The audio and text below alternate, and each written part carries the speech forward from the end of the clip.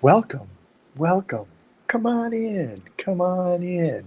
It's the 90th live stream in a row, 90. Every morning, 9 a.m. Eastern Time in the USA, we're focusing here, now, on feeling peace together.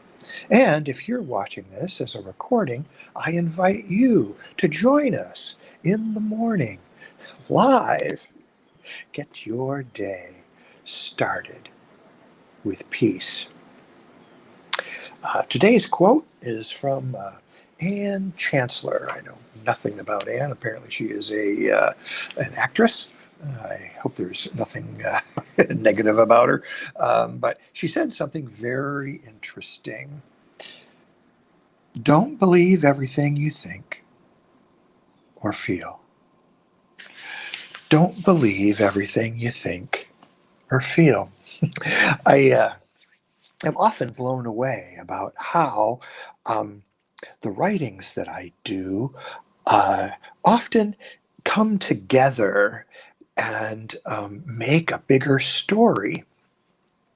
Um, I Yesterday, you may remember, uh, the theme was, "Hey, don't fool yourself. You're the easiest one to fool." And that kind of sounds like, hey, don't fool yourself like things are any better than they actually are. And so don't fool yourself that way. Well, Anne here is talking about this from maybe a different perspective. And I wrote these things uh, over a year apart. So it's very interesting how they come together. The scientists say, "Hey, don't fool yourself. Don't make it so that you believe something that isn't true, and make it better than what it may seem to be." And Anne here is saying, "Well, hey, just because you think it, just because you even feel it, that doesn't mean that you have to believe it." So, um, past couple of weeks, I have been student assisting in a core transformation training class. We got about 20 people together. They're all learning about the core transformation process. And I was honored to be a student assistant to help folks along, to show them some things, maybe give them hints if they're stuck, give them a little nudge in a way. And I was looking back, it recently ended, and I was looking back on it, and I was wondering, did I really have any impact? And my thought was, no. No, I didn't do a whole lot. Yeah, I sat in on some sessions, and yeah, I gave some people some hints, but I wasn't feeling, my thoughts weren't allowing me to think that I had really had an impact, that my time, I just wasn't feeling like it was valuable. And then I got evidence to the contrary. Two different attendees of the class sent me private notes. And the first one said, "Thanks, Jeff. I can really feel the depth of your compassion and presence, even though we barely spoke." Well, my thoughts, my feelings weren't anywhere near my presence or my compassion, but that's what this seeker got out of me and my time there in the class: compassion and presence.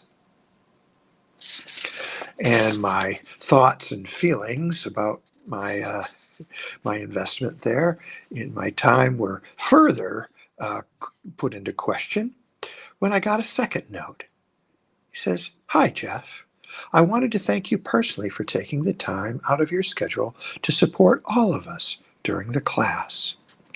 Your energy and presence during the practice sessions was one of great warmth, empathy, and support."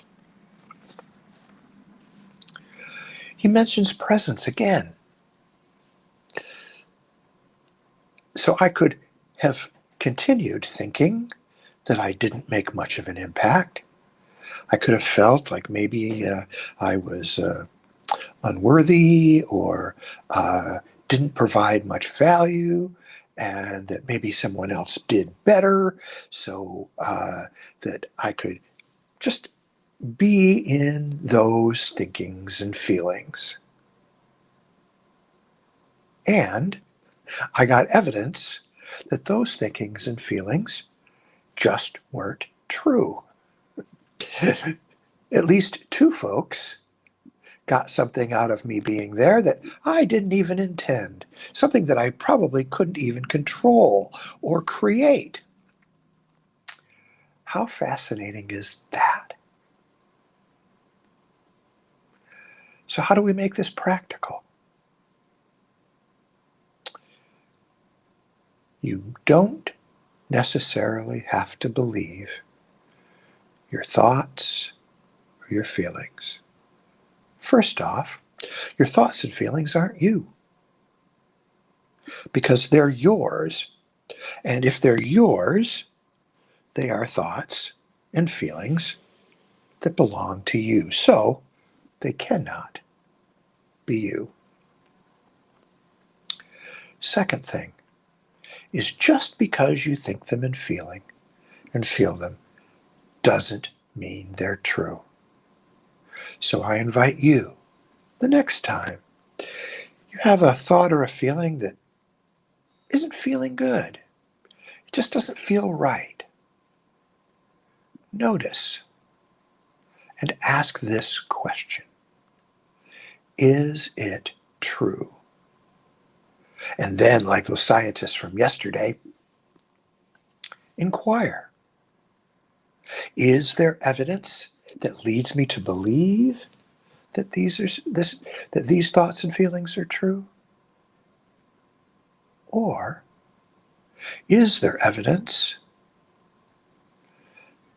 that shows something different, that allows me to be, feel, and do different? And now, with a simultaneous piece, I invite you to feel, be, and do different. Just feeling this piece here, now. It's the piece that's in, around, and throughout all.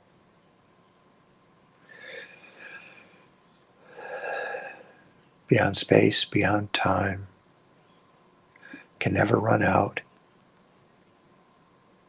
can't go anywhere. It's just this piece available here and now.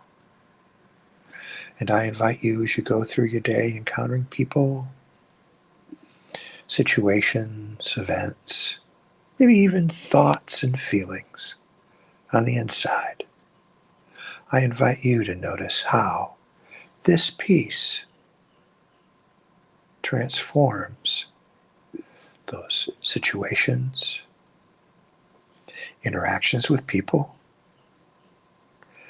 and how this piece can even transform your thoughts and feelings today.